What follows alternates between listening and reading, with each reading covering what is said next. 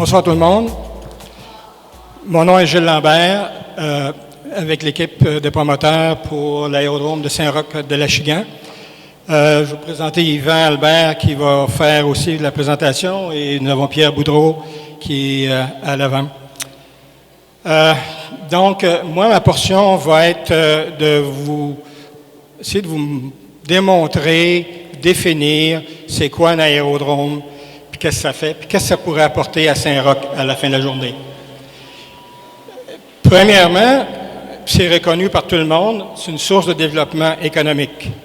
Pas plus tard que la semaine dernière, le ministre Bonnardel mettait un pot de 22 millions sur la table pour justement le développement des aéroports au Québec, incluant des aérodromes, possiblement comme celui de Saint-Roch de l'Achigan. Il y a une étude pan-canadienne qui a été faite par la COPA, qui est l'Association canadienne des pilotes, en 2017.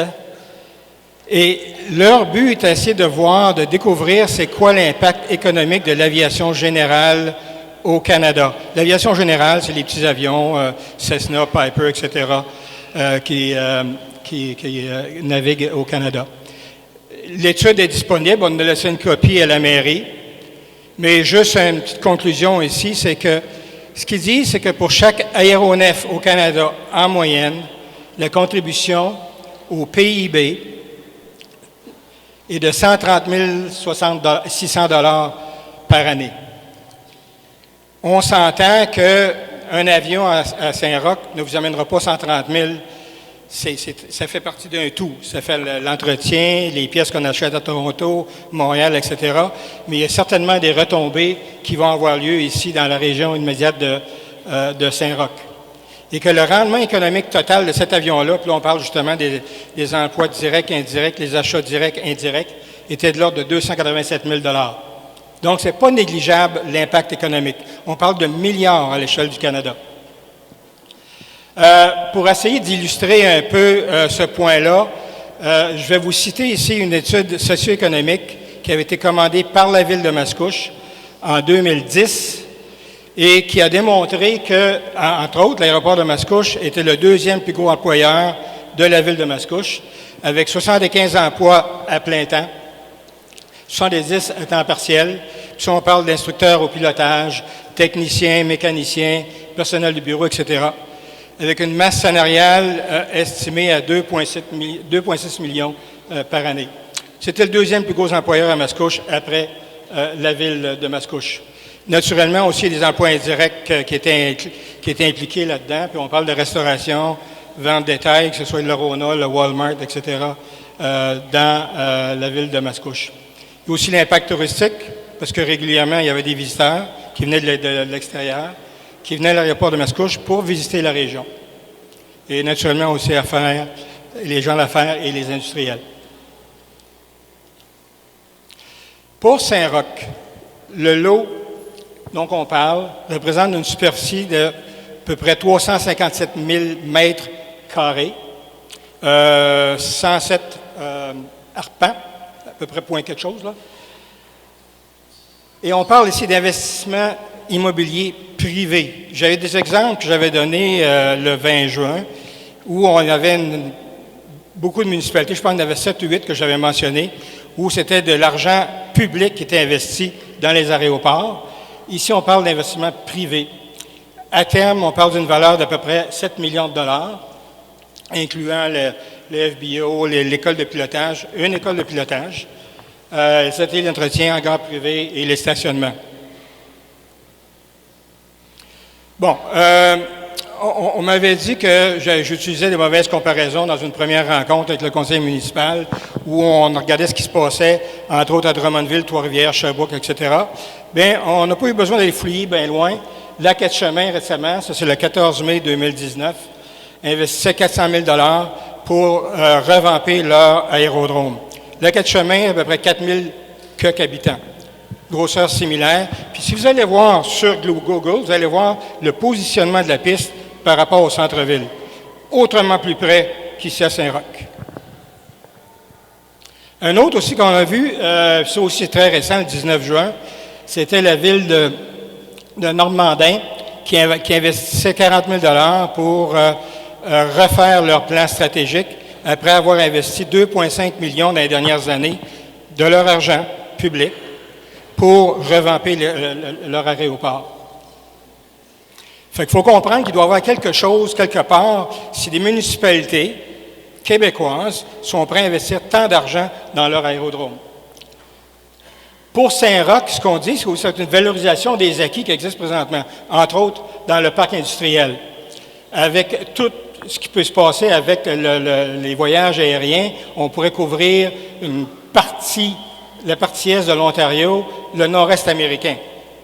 On a vu ça exactement à Mascouche, où on avait des hommes d'affaires qui sont venus s'établir pour la seule et unique raison que, oui, ils pouvaient aller à l'extérieur, et oui, des clients pouvaient venir à Mascouche les voir parce qu'il y avait un aéroport. Une autre chose aussi, c'est qu'un aérodrome, c'est pas juste ça aussi, ça a un impact sur la communauté en général.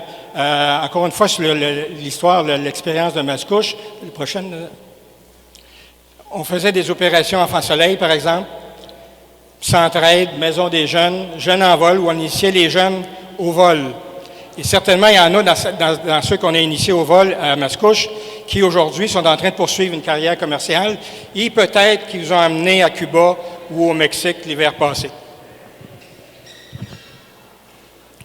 Comme je disais, c'est pour la relève. Présentement, il y a un manque à gagner de pilotes partout en Amérique du Nord. Où c'est vous pensez qu'ils ont appris à piloter? Dans des petits aérodromes comme ceux-là. Dans un 150, un 152, où ils ont eu à un moment donné une petite flamèche qui est allumée, puis ils ont dit « Moi, je veux faire ça ». On compte par dizaines le nombre de pilotes, justement, monsieur, qui ont appris à piloter à Mascouche et présentement qui volent pour Air Canada, Transat, Sunwing, Air France, il y en a même en Arabie Saoudite. J'en ai parlé un petit peu tantôt aussi. Un aérodrome, c'est une porte d'entrée pour le tourisme aérien. Ça serait la porte d'entrée pour la MRC de Montcalm ici, un peu comme Mascouche l'était à l'époque. Donc, c'est des acquis qui sont quand même importants, qui vont amener quelque chose de positif à la municipalité de Saint-Roch. Là, on va passer à l'aménagement pour essayer de répondre à certains des commentaires qui nous ont été soumis depuis le 20 juin dans le cadre de la consultation publique. Et entre autres, on va parler de l'impact du bruit, puis essayer peut-être de tuer certains des mythes qui circulent présentement à l'intérieur de certains de ces groupes-là. Merci, Gilles. Alors, effectivement, dans le cadre de la consultation, on a déjà reçu un certain nombre de commentaires et on a décidé de modifier notre présentation pour ajouter de l'information sur les opinions ou les critères ou les éléments qui étaient plus problématiques pour certaines personnes. Donc, on a fait une modification relativement importante à notre présentation.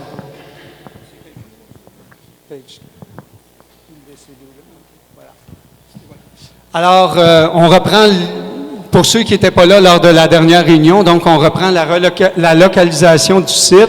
Alors, on est parallèle à l'autoroute 20 et on est à 3,5 km du centre du village. Alors, des gens nous ont dit, oui, mais il y a des maisons qui sont plus près que le 3,5. Alors, nous, on vous donne centre à centre. Donc, à partir du centre de l'aérodrome jusqu'au centre du village, 3,5 km. Alors, par rapport à un autre milieu où c'est plus densément bâti, alors il y a le lieu du camping Horizon.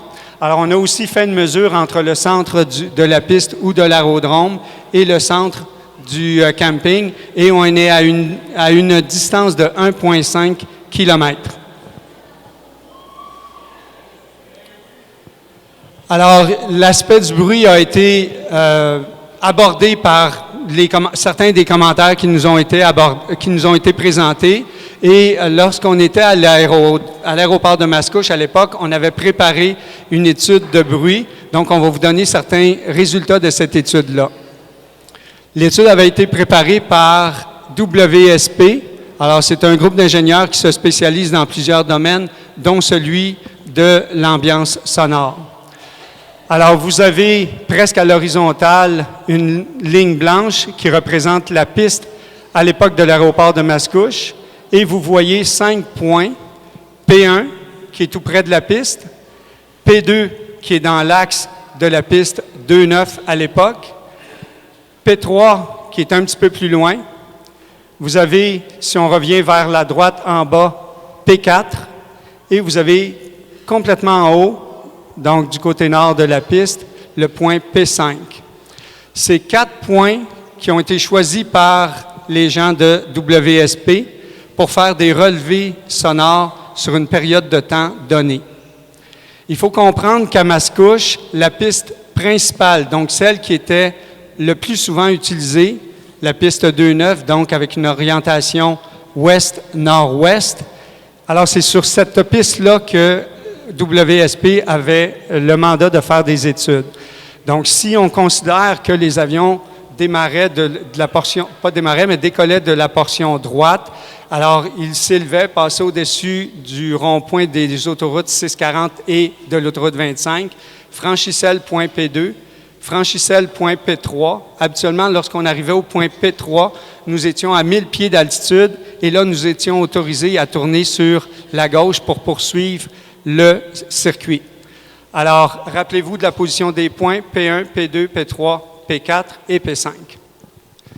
Alors, sur une période de 3 jours en juillet 2014, les mesures en dBA, donc c'est une façon de mesurer le bruit, ont varié comme suit. Donc, au point P1, qui est tout juste sur le site aéroportuaire, nous avions des mesures de décibels de 60,3 à 61 décibels. Le point P2, qui était dans l'axe de montée de la piste 2-9, on avait une réduction à ce moment-là des décibels qui étaient mesurés au sol de 52 à 55,1 dBA. Au point P3, qui est à l'extrémité de la montée initiale où on atteignait l'altitude de 1000 pieds sol, on avait des mesures de bruit de 49,9 à 53,4 dBA. Le point P4, qui est du côté opposé de la piste qui était la plus souvent utilisée, dans un secteur qui est près de l'autoroute, près des voies d'accès à l'autoroute, on avait des mesures de 38,9 à 47,9 pour les mêmes 3 jours. Et le point P5, alors lui, c'est un point référence qui permettait aux gens d'évaluer, aux ingénieurs, puis éventuellement aux gens qui allaient produire le rapport. Donc, un point référence pour connaître le bruit ambiant lorsque nous étions éloignés de l'aéroport. On est à peu près à 3,5 km de l'aéroport à ce moment-là. Et 2,5 km. Et on avait des mesures de 50 à 56,2 décibels dBA. Un autre type de mesure qui est réclamé par Transport Canada pour évaluer de quelle façon on va faire du développement autour d'un aérodrome. Donc, nous, on s'en est servi de façon préventive, c'est-à-dire qu'on allait utiliser les mêmes hypothèses qui ont été évaluées lors de l'activité ou des activités de l'aéroport de Mascouche, puis on est venu les exporter ici à Saint-Roch. Alors, Transport Canada travaille avec les prévisions de l'ambiance sonore, soit les courbes NEF, N-E-F. Alors, ce que c'est en français, ce sont les prévisions d'ambiance sonore, donc en anglais NEF, qui ont été mises au point par le Conseil national de recherche du Canada. Ensuite, le système NEF, ce qu'il fait, c'est qu'il relève l'ensemble du bruit provenant de tous les types d'aéronefs sur un aérodrome. Donc, nous, on a fourni à WSP, qui a fait l'étude, le type d'aéronef qu'il y avait à Mascouche et qui vont être relocalisés ici à Saint-Roch. Donc, c'est fondé sur les mouvements des aéronefs réels ou prévus. Dans le cas ici, on a pris les hypothèses de Mascouche, donc c'est prévu pour ici, pour les pistes ou selon les heures de jour et de nuit. On se rappelle que l'aérodrome de Saint-Roch-de-l'Achigan est prévu pour être VFR, donc à vue. Les règles de vol vont être à vue. Donc, au début, en tout cas, il n'y aura sûrement pas d'avions qui vont voler IFR, donc aux instruments. Et c'est de jour et de nuit. Et lorsque on m'avait posé la question lors de la dernière réunion, j'avais donné de l'information sur cette étude-là où on avait 2 % des vols qui étaient effectués après le coucher du soleil et avant le lever du soleil. Donc, on tient compte évidemment du volume du trafic, le type d'aéronef, le mélange de trafic utilisé pour calculer les couches d'ambiance sonore qui sont normalement prévues pour une période de 5 à 10 ans. Donc, on nous avait demandé d'être préventif ou d'être prévoyant et de fournir des hypothèses qui tiennent compte des 5 à 10 prochaines années. On nous a, dans certains commentaires, demandé de fournir la nomenclature ou en tout cas la légende relativement aux courbes nef parce qu'on va vous les représenter un petit peu plus tard. Alors, on a toutes les couches nef de 35 et plus, qu'on nous, on n'a pas sur notre aérodrome parce qu'on n'a pas des gros aéronefs ou on n'a pas des gros porteurs qui viennent atterrir, mais au-dessus de la courbe nef 40, on peut s'attendre à des plaintes énergiques répétées ainsi qu'à une action concertée et à des poursuites judiciaires. Ensuite, entre 35 et 40, donc nous, c'est la portion la plus foncée dans le rouge. Les plaintes individuelles peuvent être énergiques. Il y a des possibilités d'action concertée et de recours aux autorités. Ensuite, on a les courbes entre 30 et 35 qui sont dans une couleur orangée. On peut s'attendre à des plaintes sporadiques et même répétées ainsi que de réactions collectives. Et lorsqu'on est en dessous des courbes nef 30, des plaintes sporadiques peuvent être formulées. Le bruit peut parfois nuire à certaines activités des résidents. Alors, on va se rappeler maintenant de la légende qui va de toute façon revenir sur la prochaine image. Alors, vous avez au centre la portion nef 35 qui est rouge. Il y a une couche qui est un petit peu plus large, un petit peu plus pâle, qui est le nef entre 30 et 35. Mais actuellement, selon le type d'activité qu'on a à Saint-Roch-de-l'Achigan, on est toujours sur le site aéroportuaire. Ensuite, on tombe dans les couleurs jaune, vert et bleu. Et là, si on se retrouve à jaune, 25 et 30, c'est l'échelle minimum avec laquelle je vous ai donné la description. Donc, lorsqu'on est dans le vert et dans le bleu, on peut s'attendre à une ambiance sonore qui n'a rien à voir avec ce qu'on avait sur les autres légendes. Alors, il y a des gens qui nous ont parlé des circuits d'approche. Certains d'entre vous ont parlé de couloirs aériens. On ne fait pas de transport ou on ne fait pas de vol IFR. Donc, pour nous qui volons à vue, il n'y a pas cette notion de couloir-là. Donc, on parle beaucoup plus d'un circuit d'approche et d'un circuit d'entraînement. Alors, nous, ce qu'on a l'intention déjà de faire, c'est de proposer à Transport Canada une modification des circuits normaux, donc qui respectent la norme actuelle, mais de faire en sorte qu'on puisse tenir compte de la position des différentes, j'allais dire agglomérations, mais c'est plus là où il y a des concentrations. Voilà, c'est le mot que je cherchais. Là où il y a des concentrations d'habitation, on va faire en sorte qu'on va pouvoir proposer à Transport Canada une modification des circuits. Ensuite, il y avait aussi des commentaires sur la gestion des signalements. Alors, historiquement, à Mascouche, c'était l'affaire d'une personne. Alors, nous, ce qu'on a maintenant décidé de faire, c'est de mettre en place un comité de gestion qui verra gérer les signalements reçus. Et avec Laval ou la possibilité de travailler avec la municipalité, on aimerait composer le comité avec un représentant de la municipalité, un représentant des citoyens, un représentant des écoles de pilotage, je reviens là-dessus, un représentant de l'association des pilotes et un représentant de l'exploitant, donc le regroupement des gens qui possèdent l'aérodrome. Je vous ai dit que je reviendrai sur la question des écoles de pilotage. L'étude de bruit qu'on a vue a démontré que 70% des mouvements d'aéronefs sont produits par l'école de pilotage. Alors, si on veut gérer ou réduire l'impact de cette activité-là, il faut nécessairement qu'il soit au sein du comité pour qu'on puisse les amener à changer certaines pratiques au niveau de l'école ou des écoles de pilotage. On a reçu d'autres commentaires, par exemple l'appropriation d'une terre agricole. Il faut comprendre que pour aménager un aérodrome ou une piste d'aéroport, il faut absolument qu'on ait une surface relativement plate. Évidemment, ça ne peut pas être un milieu uniquement humide ou un lac ou quelque chose du genre pour des avions terrestres comme les nôtres, mais également de faire en sorte qu'on puisse aménager l'aérodrome sans avoir à couper des arbres. Il y a beaucoup de commentaires également qui ont été amenés au niveau de la dévaluation des maisons. J'ai lu sur un des sites que la valeur des maisons la valeur des propriétés, pouvait diminuer jusqu'à 50%. Alors, à ça, on peut vous répondre, puis c'est un document qui est public. La ville de Longueuil avait fait une étude en 2010 et s'est produit à même le rapport Flanagan. Flanagan, c'est le nom d'un des deux commissaires qui a écrit le rapport. Donc, la ville de Saint-Hubert avait démontré qu'il n'y avait eu aucune dévaluation du marché immobilier dans les alentours de l'aéroport de Saint-Hubert. Vous pourriez y avoir accès sur Internet.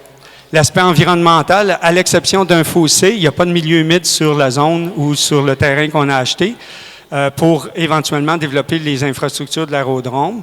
L'aménagement se fait selon également les normes applicables, c'est-à-dire que Transport Canada a un guide qui impose un certain nombre de règles ou une certaine façon de faire pour la construction. Donc, nous, on a évidemment l'obligation de respecter ces règles et recommandations-là.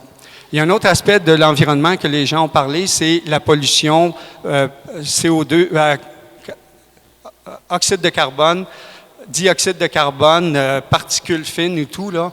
Alors, il y a d'autres études qui ont été produites, je ne les ai pas en tête, puis je ne sais pas exactement où je peux vous référer, mais évidemment, on peut trouver ça sur Internet. Alors, comme on est très près de l'autoroute, bien, effectivement, c'est sur l'étude de Flanagan, donc il y avait d'autres aspects, dont justement la pollution. C'est effectivement le rapport Flanagan qui décrit finalement que la pollution en termes de qualité de l'air autour de l'aérodrome n'était pas mieux, n'était pas pire que la situation dans d'autres secteurs de la municipalité de Saint-Hubert. Il y a eu aussi des critiques à savoir le processus de la consultation aérodrome qui est prévu dans le règlement de l'aviation canadienne, au fait que ce sont les promoteurs qui reçoivent l'information, qui font l'analyse et qui produisent des mesures d'atténuation auprès du ministre pour obtenir éventuellement son avis sur notre projet aéroportuaire. Alors, c'est la façon que les choses sont écrites. C'est comme ça que le règlement et la loi sur l'aéronautique sont faites. Et dans ce sens-là, on respecte religieusement cette réglementation-là. Alors, la dernière section, comment fonctionnent les consultations aérodromes? Évidemment, il y a plein de gens qui ont déjà envoyé des commentaires. Alors, j'ai tenté de répondre à l'essentiel, mais en gros, le règlement de l'aviation canadien, l'article 307.01 et suivant, exige une consultation auprès du ministre des Transports, de NAV Canada, de l'exploitant d'un aérodrome dans un rayon de 30 000 nautiques, l'autorité locale responsable de l'aménagement du territoire et les membres du public se trouvant dans un rayon de 4 km. Alors, c'est la raison pour laquelle il y a eu l'affiche sur le terrain, mais également dans les journaux locaux pour vous inviter à émettre vos commentaires via le site Internet pour qu'on puisse en faire l'analyse et déposer les mesures d'atténuation auprès de Transport Canada. Le processus comporte 5 étapes. La première étape, c'est une pré-consultation auprès de certains des acteurs, c'est-à-dire Transport Canada, NAV Canada et l'autorité responsable du développement de l'aménagement du territoire. Alors, nous, on a écrit et livré une lettre à la municipalité le 10 avril 2019 et on a suivi ça de 2 réunions auprès des autorités municipales, l'une le 21 et l'autre le 27 mai. Ensuite, la consultation proprement dite.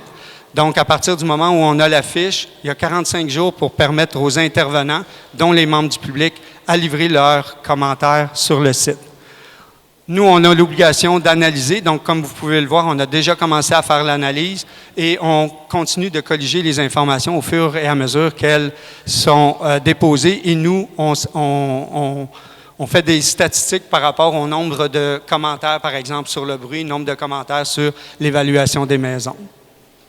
Et ensuite, le ministre ou Transport Canada et le ministre ont une période de 30 jours pour analyser le dossier et éventuellement remettre leurs propres commentaires sur notre consultation et notre projet d'aménagement. Donc, la durée minimum du processus, c'est 75 jours avant le début des travaux, soit la consultation de 45 jours et la période du ministre pour répondre, soit une période de 30 jours, totalisant 75 jours. Donc, le calendrier, aujourd'hui, on est le 11 juillet, c'est la deuxième soirée d'information publique. Le 19, on lançait la consultation. Le 20 juin, la première séance d'information publique. Le 3 août, c'est la fin de la consultation. On prend la fin de semaine pour finaliser notre rapport et on livre ça au ministre. Et on peut s'attendre à avoir des commentaires de Transport Canada au 5 septembre. Et la date prévue du début des travaux, c'est tout de suite après la fête du travail, à savoir le 9 septembre, à condition évidemment que le ministre ne s'oppose pas à notre projet. C'est tout, on a terminé. Juste un détail, Monsieur le maire, nous, on ne participerait pas à la période de questions, alors on n'a pas changé d'idée.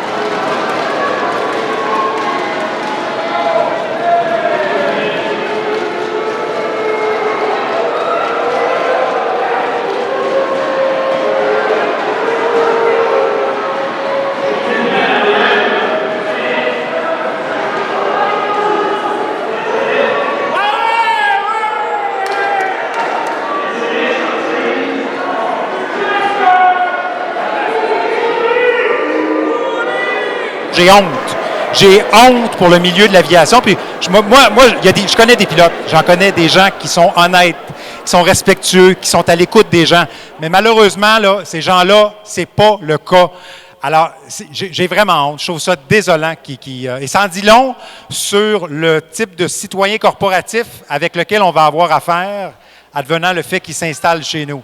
Alors moi, ça m'inquiète énormément. Et d'autant plus que ce sont eux qui sont responsables de gérer les plaintes des citoyens, là. Alors, imaginez-vous,